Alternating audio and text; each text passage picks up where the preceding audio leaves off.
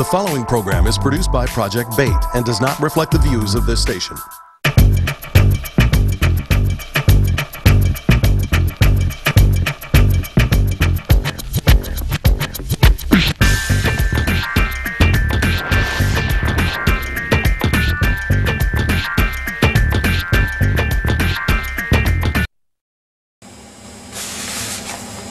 This is Mark Wells, and this is another Wells Report for My People.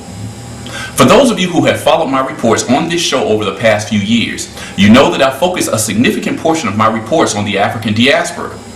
In my view, the process of globalization has made it necessary for Americans to be more familiar with peoples and cultures of populations beyond U.S. borders. As media and methods of communication continue to make the world smaller, I think that it is important that our viewers, particularly those living in cities populated primarily by African descendants, learn that while the history and struggles of African Americans are in some ways unique, they are also very similar in many ways to that of African descendants in other parts of the world. Every now and then, an incident occurs that shows that our understanding of the African diaspora is lacking and even a bit disappointing. A recent incident that I will speak about today will highlight this. On March 11th, I happened to pick up an issue of the USA Today newspaper. After flipping through a few sections of the paper, a headline on the front page of the sports section caught my eye. The headline read, "Hunter defends choice of words. Comment on Latinos draws fire." After reading the headline, I wondered what Hunter had said that had caused so much criticism. First of all, I needed to know who this Hunter was. As it turned out, the man's name was Torii Hunter, and he is currently a center fielder for the Major League Baseball team, the Los Angeles Angels. Truth be told, I haven't been an avid baseball fan for about 15 years now, so I didn't even know who Torii Hunter was.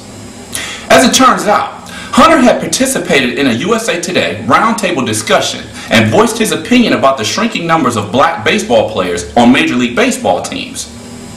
In Hunter's view, Afro-Latino baseball players were imposters. In other words, although these players had varying shades of brown skin, kinky or curly hair, and phenotypes that clearly denoted African ancestry, he did not see them as black. Even with mounting criticism from those taking issues with his choice of words, Hunter stood by his words and would not apologize. In a telephone interview, Hunter defended his words saying, "I told the truth. I'm sorry if I used the wrong choice of words. It wasn't a racist word. I can't believe people take that as racism." So before I delve further into Hunter's comments, let's take a look at the racial composition of Major League Baseball. According to 2007 statistics, Latino players made up about 29% of all Major League Baseball rosters.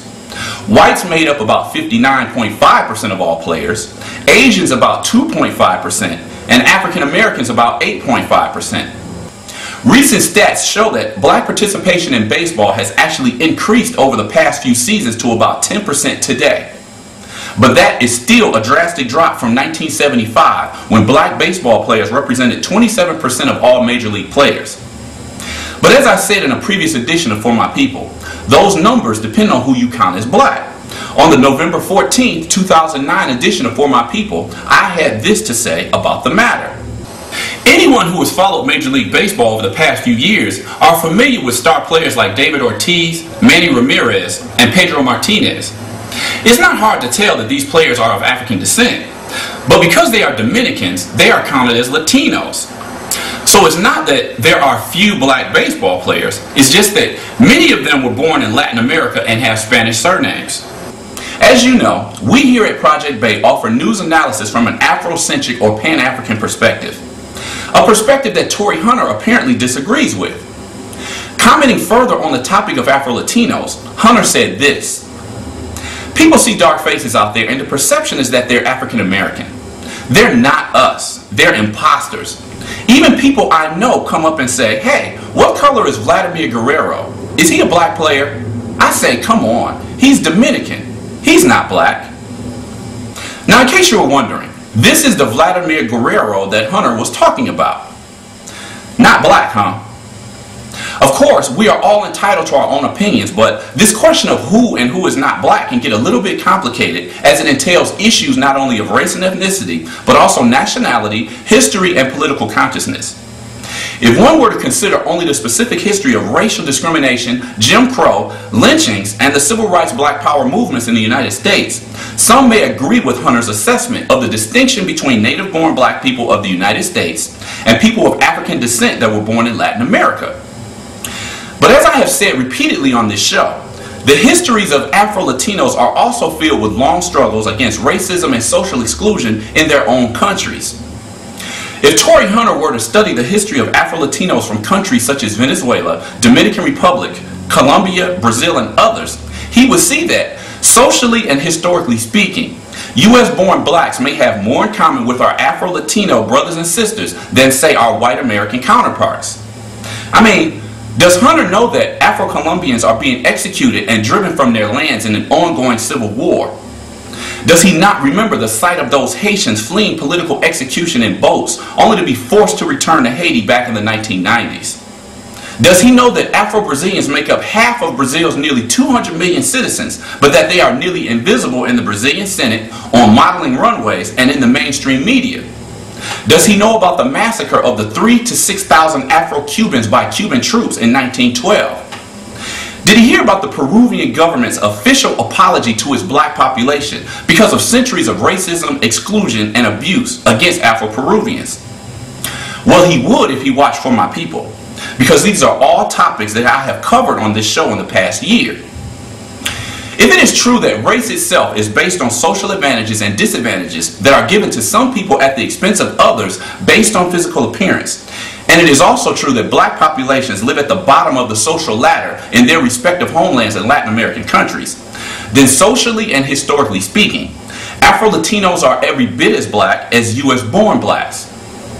But this isn't the whole story. There are other reasons that there is a divide between native-born U.S. black folk and their brothers and sisters from other countries. I will explore this more in part 2 of the Wells Report on Afro-Latinos and Blackness for My People. There are 3 basic necessities every business needs: a business plan, a bookkeeper, and a website. Call Project BAIT for all 3. Call 313-871-3333. That's 313-871-3333.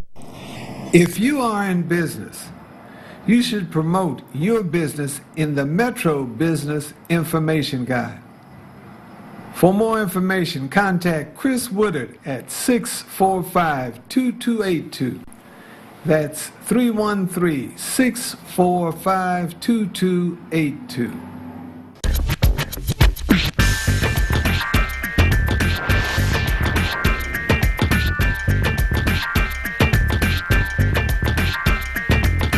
The preceding program was produced by Project BAIT and does not reflect the views of this station.